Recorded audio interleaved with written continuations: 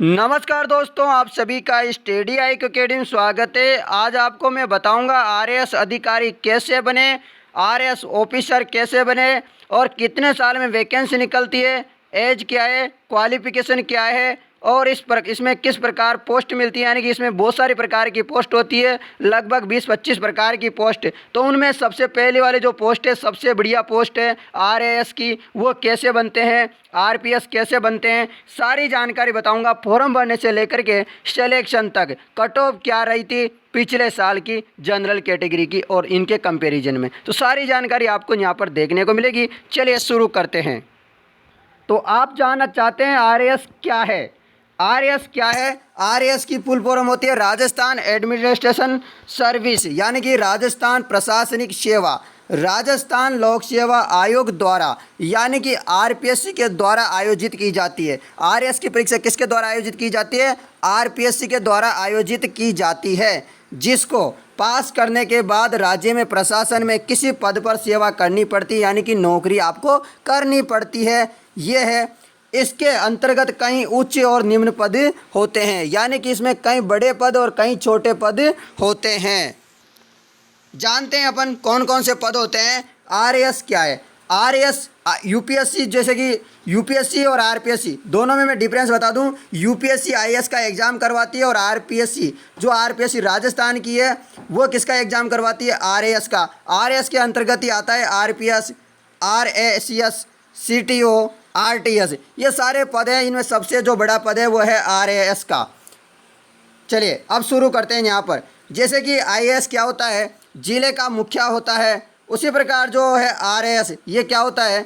उपखंड का मुखिया, यानी कि जिले के अंदर कई प्रकार के उपखंड होते हैं, जैसे कि आपने देखा होगा जहाँ पर डीएम, एसडीएम, ये सारे बनते हैं। ये सबसे बढ़िया पोस्ट होती है। और ये जो है आरएएस, आरपीएस, किस हिसाब से मिलते हैं आपको? ये रैंक और कैटेगरी के अनुसार पोस्ट डिसाइड होती है। किसके अनुसार? रैंक, यानी कि आपकी मान लो फर्स्ट रैंक है, सेकंड रैंक है, तो आपको आराम से आरएएस की पोस्ट मिल जाएगी। टॉप रैंक को डिप्टी कलेक्टर मिलता है, यानी कि जो टॉप रैंकर होते हैं, जो अच्छी रैंक प्राप्त करते हैं, उनको क्या मिलता है? Deputy collector. चलिए आगे यहाँ पर अब देखिएगा RAS exam and selection process.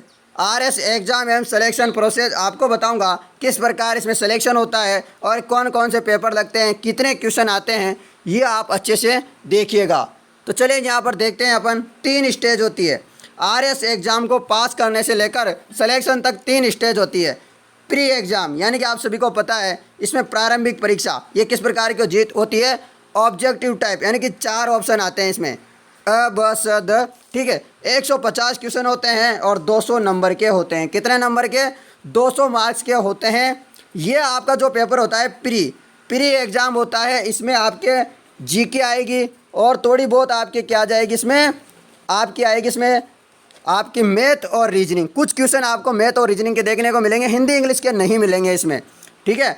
और इसकी कट ऑफ पिछले साल की मैं बात करूं तो 73 के लगभग इसकी 78 73 इसकी गई थी। जनरल की क्या गई थी कट ऑफ? 200 नंबर इसमें से बता रहा हूँ मैं, 73 के लगभग, यानी कि 38 मार्क्स। बिल्कुल आसान है और इतना आसान भी नहीं है। 38% मार्क्स इसकी कट ऑफ गई थी, जिसमें बच्चों का, जनरल की बात कर रहा हूँ मैं, जिसमें जनरल वालों का सिलेक्शन हो गया था सेकंड पेपर के लिए, यानी कि जो है मेन पेपर के लिए। प्री में क्या होती है? छटनी होती है, यानी कि जो प्री एग्ज़ाम होता है इसमें छटनी की जाती है विद्यार्थियों की, जैसा कि आपने देखा होगा यूपीएससी में भी की जाती है। और प्री में जितने मतलब सीटें जितनी होती है, जैसे कि मान लो 1000 सीट है, 1000 सीट है, तो मेन एग्ज़ाम के लिए 15 गुना विद्यार्थी बुलाए जाते हैं, यानी कि इसका 15 से गुणा कर लीजिए 1000 का, यानी कि 15,000 विद्यार्थियों को मेंस एग्ज़ाम में बैठाया जाएगा, ठीक है। और जो मेंस एग्ज़ाम होता है वो सब्जेक्टिव होता है। जो मेरिट बनती है आपकी, वो मेंस एग्ज़ाम और इंटरव्यू से बनती है। इन दोनों के मार्क्स को मिला करके आपकी मेरिट तैयार की जाती है। जो 200 नंबर जो होते हैं प्री के जो नंबर होते हैं, उनका कोई मतलब नहीं रहता, ओनली उनकी छटनी के लिए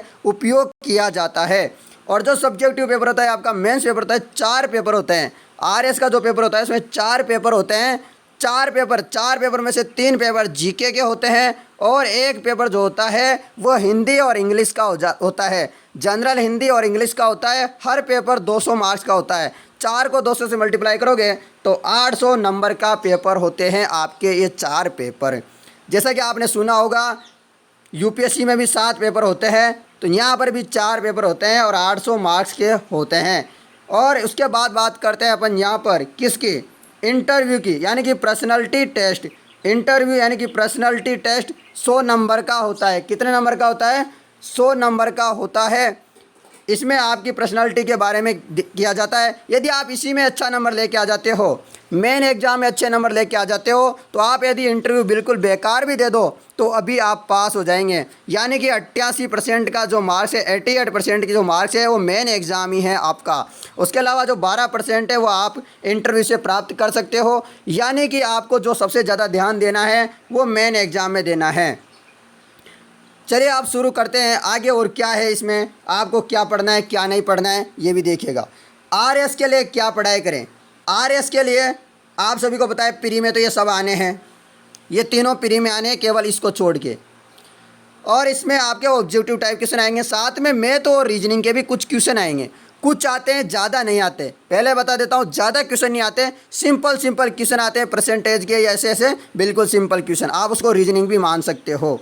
और यहाँ पर ये सभी 200-200 के होते हैं। Rajasthan GK, India GK, world GK, general Hindi और इंग्लिश, यहाँ पर ये आते हैं 800 नंबर के।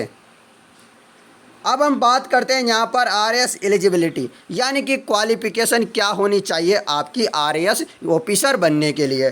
तो आरएस ऑफिसर बनने के लिए क्वालिफिकेशन आपकी चाहिए ग्रेजुएशन। ग्रेजुएशन आपने किससे भी की हो, यहाँ पर कोई मतलब नहीं है कि आप किस सब्जेक्ट से की है, किससे नहीं, कि आपने आर्ट्स लिया है, साइंस लिया है, कॉमर्स लिया है, क्या किया है आपने पता नहीं, उससे कोई मतलब नहीं है इसको। इसमें यानी कि कोई भी स्टूडेंट जा सकता है जिसने बीए कर रखा है, बीएससी कर रखा है, बीकॉम कर रखा है, बीटेक कर रखा है, सब विद्यार्थी यहाँ पर जा सकते हैं। इसमें एज क्या चाहिए, जो विद्यार्थी 21 साल का हो चुका है वो फॉर्म भर दीजिएगा यहाँ पर। और 35 ईयर्स तक फॉर्म भर सकते हैं। और हर 2 साल के लगभग अंतराल में ये वैकेंसी निकलती है, जैसे कि आप सभी को पता होगा। पहले 2016 में, फिर 2018 में, अब 2020 के लास्ट में या 2021 के फर्स्ट में ये वैकेंसी कन्फर्म आ जाएगी। जैसा कि अभी आपको बताया, कुछ न्यूज़ भी चल रही है इसके बारे में, और उसमें बताया गया है कि 15 गुना विद्यार्थी लिए जाएंगे अब मेंस में, जैसे कि यूपीएससी के तर्ज पर। तो यहाँ पर इसकी हो गई आपकी। अब मैं आपको बता देता हूँ इसमें आपको किस प्रकार तैयारी करनी है। आपको मैं 4 मंत्र दूंगा, 4D मंत्र आपको दूंगा यहाँ पर।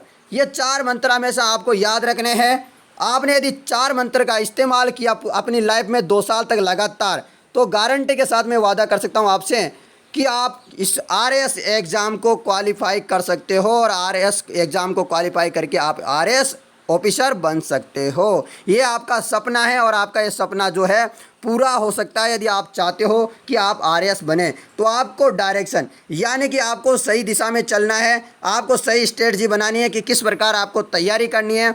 ये से आपको इसमें सबसे ध्यान रखना है डायरेक्शन का। डिटर्मिनेशन, उसके बाद आपको डिटर्मिनेशन का ध्यान रखना है, ठीक है। तो आप इसे ध्यान ज़रूर रखिएगा। संकल्पित होना है, आपको ठान लेना है कि हमें क्या बनना है, आरएस बनना है, आरएस बनना है। तो आप क्या होना चाहिए, आपको डिटर्मिनेशन हो जाना है, यानी संकल्पित होना है आपको। उसके बाद आपको डेडिकेशन यानी कि समर्पित होना है। आपको तन मन धन से पूरा समर्पित होना है आरएस अधिकारी की जो परीक्षा की तैयारी कर रहे हो उसके लिए। यानी कि आरएस एग्ज़ाम को ये आपको जो है, उसके अलावा आपको क्या रखना है, डिसिप्लिन। आपका डिसिप्लिन होना ज़रूरी है, अनुशासित होना ज़रूरी है। आपको अनुशासित होना पड़ेगा यदि आप आरएस बनना चाहते हो। तो 4D मंत्र है मैंने दिए हैं, डायरेक्शन, डिटर्मिनेशन, डिटेक्शन और आपको डिसिप्लिन। ये चारों का ध्यान रखना है और आप आरएस अधिकारी बन सकते हो यदि आप लगातार 2 साल तक यदि तैयारी कर लेते हो अच्छे से। तो आपको कोई नहीं रोक सकता कि आप आरएस ना बने। क्या आरएस बिल्कुल सिंपल होता है? जी बिल्कुल सिंपल भी नहीं होता।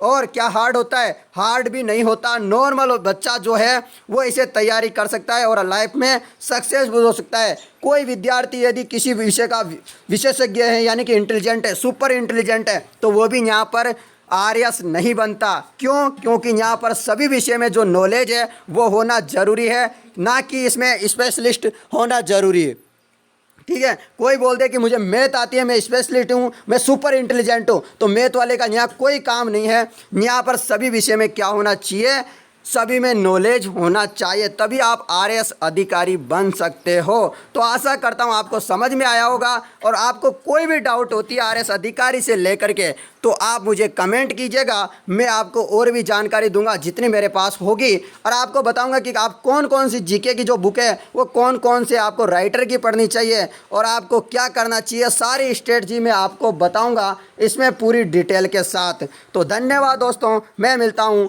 अगली वीडियो में। जब तक दोस्तों टेक केयर, जय हिंद जय भारत। आपको ज़रूर बताऊंगा और आरएएस में आपको क्या करना है।